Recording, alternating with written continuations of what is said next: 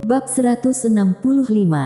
Pasukan Api Hitam, siapa yang sanggup bersaing? Di malam yang gelap, Mileye menggendong Janet Lu dan berlari sepanjang jalan. Prajurit Api Hitam. Ketika dia mendapat berita ini, Mileye secara alami terkejut. Prajurit Api Hitam adalah salah satu kartu truf Kerajaan Dayun, pasukan kavaleri yang dilatih oleh Kerajaan Dayun. Orang-orang ini semua adalah elit dengan 100 pertempuran yang dipilih dari berbagai kamp militer. Setelah mereka terpilih, Kerajaan Dayun diam-diam akan mengolah mereka lagi. Dapat dikatakan bahwa kekuatan tempur para prajurit ini bukanlah teror biasa. Ada pepatah di Qingzu, ketika prajurit Api Hitam keluar, siapa yang akan sanggup bersaing? Dan sekarang, Kerajaan Dayun mengiring prajurit Api Hitam ini. Jelas, ini secara terang-terangan ingin menghancurkan Kerajaan Jiang. Mileye mempercepat kecepatan, dan setelah beberapa saat, dia membawa Janet Lu ke Akademi Changlan. Segera setelah dia menyerahkan Janet Lu kepada Agnes Chi, dia memanggil murid Akademi Changlan. Di depan Mileye, selain 40 atau lebih siswa Changlan, ada 30 monster. Monster-monster yang dibawanya dari Gunung Mangshan. Monster-monster ini bergaul dengan baik dengan para siswa ini di bawah pelatihan Jeffrey. Lagi pula monster-monster ini sudah memiliki kecerdasannya sendiri. Di depan semua orang, Mileye tiba-tiba berkata, "Perjalanan ini mungkin tidak akan pernah kembali. Apakah kalian siap?" "Siap." Di lapangan, lebih dari 40 orang meraung serempak. Mileye mengangguk, "Ayo pergi." Segera, Mileye dan kelompoknya bergegas turun dari Gunung Ginoji, dan dalam waktu singkat mereka menghilang ke gunung yang luas. Di dalam istana Kerajaan Jiang. Kerajaan Jiang, Raja Josh Jiang berdiri di depan aula utama. Dia mengenakan baju besi emas dengan pisau panjang di pinggangnya, dan di depannya ada 3.000 pengawal kerajaan yang siap untuk berangkat. Josh Jiang melirik semua prajurit di lapangan. "Aku telah menerima kabar bahwa Kerajaan Dayun prajurit Api Hitam telah datang ke kota Kaiyang. Tunggu apa lagi?" Prajurit Api Hitam. Mendengar 3 kata ini, semua orang di lapangan segera saling memandang. Prajurit ini, siapa yang tidak tahu tentang seluruh wilayah Qingzu? Pada awalnya, dengan hanya mengandalkan 100 orang, sebuah negara musnah.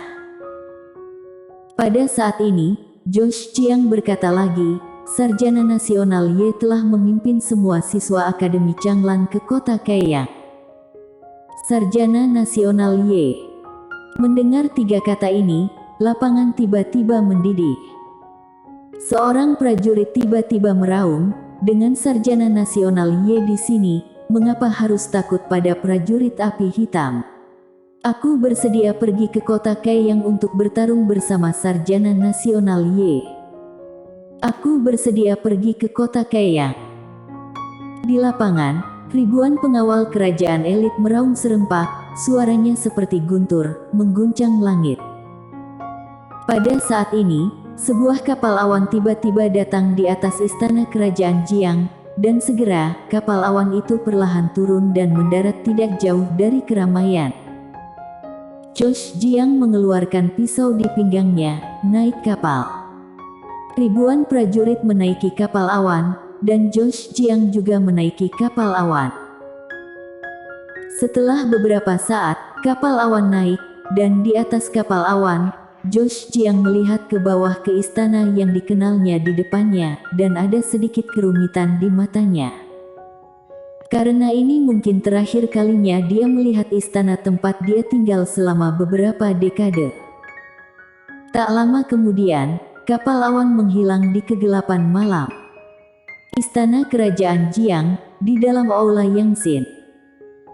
Yendi Jiang sedang duduk di tanah, di sampingnya, seekor anak anjing hitam berbaring telentang, dan di depannya adalah Ketua Paviliun 5 Paviliun Zuixian.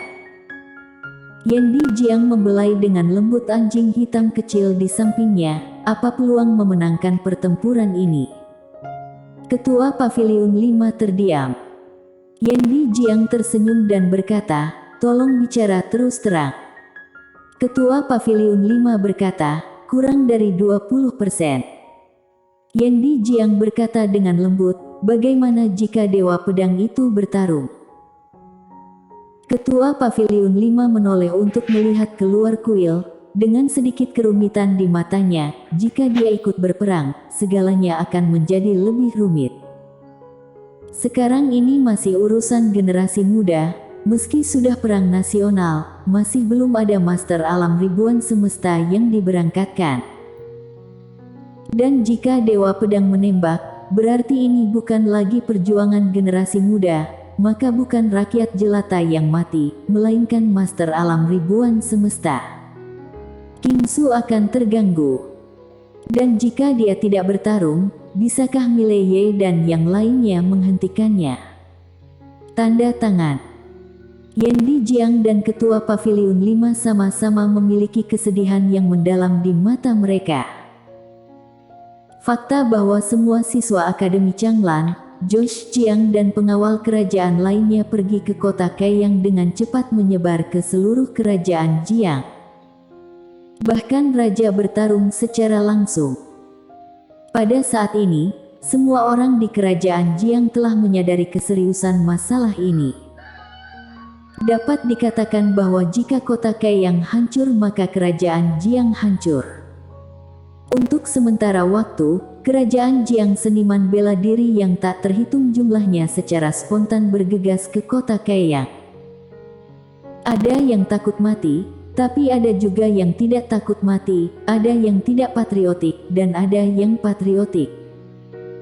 Di pegunungan yang jauh, sekelompok kavaleri berlari sepanjang jalan, dan kemanapun mereka lewat, tanah akan benar-benar terbakar dengan api hitam. Tim itu tidak besar, hanya sekitar 100 orang. Pasukan kavaleri ini semuanya mengenakan baju besi emas gelap dan helm emas gelap. Orang-orang tidak bisa melihat wajah mereka karena mereka semua mengenakan topeng. Mereka semua memegang tombak panjang berwarna emas gelap. Tombaknya jauh lebih panjang dari tombak biasa. Bagian atasnya sangat tajam, dan ujung tombaknya sangat tipis, berkedip-kedip dengan nyala api yang dingin, dan di bahu mereka membawa busur emas gelap. Di belakang mereka masing-masing adalah tempat anak panah. Di tempat anak panah, hanya ada 10 anak panah. Anak panah itu sangat panjang dan ujung anak panahnya prismatik dan bengkok. Selain itu, di sisi kiri dan kanan masing-masing pinggang mereka, ada 2 pisau pendek, yang lebih pendek dari pisau biasa, tetapi sedikit lebih panjang dari belati. Semua perlengkapan ini adalah alam eksplisit tingkat bawah. Itu semua alam eksplisit tingkat bawah. Dengan kata lain, peralatan setiap orang saja bernilai setidaknya 1 miliar koin emas. Yang paling mencolok adalah kuda-kuda di bawah mereka. Ini bukan kuda biasa. Kuda-kuda ini lebih besar dari kuda biasa. Mereka semua gelap dan memiliki lapisan tebal sisik hitam gelap di kaki telanjang mereka dan ada armor kuda emas gelap. Ketika mereka berlari, tanah di bawah kaki mereka akan terbakar dengan nyala api hitam. Ini karena kecepatannya terlalu cepat. Kuda api hitam. Ini adalah sejenis monster, dan tidak ada monster seperti itu di Qingzhou. Itu dibeli oleh kerajaan Dayun dari benua dewa dataran tengah. Monster ini saat ini adalah monster tercepat di Qingzhou. Sekali berlari, bahkan master puncak alam harmoni dewa tidak bisa mengejar. Prajurit api hitam. Pasukan kerajaan Dayun yang telah menghabiskan biaya yang tak terhitung jumlahnya untuk kultivasi, sejauh ini, tidak pernah kalah sekalipun di tanah Qingzhou. Dan kali ini, yang ingin mereka taklukkan adalah kerajaan Jiang. Kota Kaiyang. Pada saat ini, seluruh kota Kaiyang telah memasuki keadaan darurat. Untungnya, hati orang-orang masih stabil. Bagaimanapun, Tuan Putri ke-9 dari kerajaan Jiang ada di sini, yang berarti bahwa kerajaan Jiang tidak ingin menyerahkan kota ini, juga tidak dapat menyerahkan kota ini. Karena begitu kota ini dihancurkan, pasukan negara Chu yang berjumlah 100.000 orang dapat menyerang ibu kota kerajaan Jiang dalam waktu kurang dari setengah hari. Ini adalah garis pertahanan terakhir kerajaan Jiang. Di tembok kota, Nadia Jiang mengenakan baju besi perak, masih sangat heroik, tapi ada sorot lelah di matanya. Setelah datang ke kota Kaiyang, dia tidak banyak beristirahat. Melihat prajurit negara Chu di ujung garis pandang, mata Nadia Jiang sedingin es. Dia tahu bahwa sudah waktunya untuk pertempuran yang menentukan. Pertempuran ini terkait dengan hidup dan matinya, tetapi juga dengan kehidupan dan kematian banyak orang di kerajaan Jiang. Pada saat ini, pupil Nadia Jiang tiba-tiba menyusut, karena kavaleri negara Chu di ujung garis pandang tiba-tiba bergerak. Sudah datang. Di tembok kota, prajurit yang tak terhitung jumlahnya bersiaga. Kavaleri negara Chu tidak meluncurkan serangan, tetapi perlahan-lahan menekan ke arah kota Kaiyang. 100.000 kavaleri bersatu, dan seluruh bumi mulai bergetar. Melihat prajurit yang banyak, suasana di seluruh tembok kota menjadi khusyuk. Segera, kavaleri negara Chu tiba di jarak ribuan meter dari kota Kaiyang. Mereka berhenti dan tidak mengirim infanteri pengepungan untuk menyerang kota, seolah-olah mereka sedang menunggu sesuatu. Di depan kelompok kavaleri ini ada Munadi Li dari Akademi Changmu dan Ketua Dunia Kegelapan.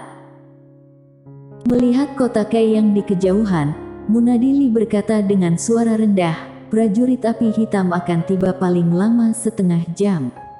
Pada saat itu, 100.000 pasukan akan keluar, ditambah prajurit Tao Dunia Kegelapan, untuk ambil kota ini seharusnya bagaikan angin sepoi-sepoi.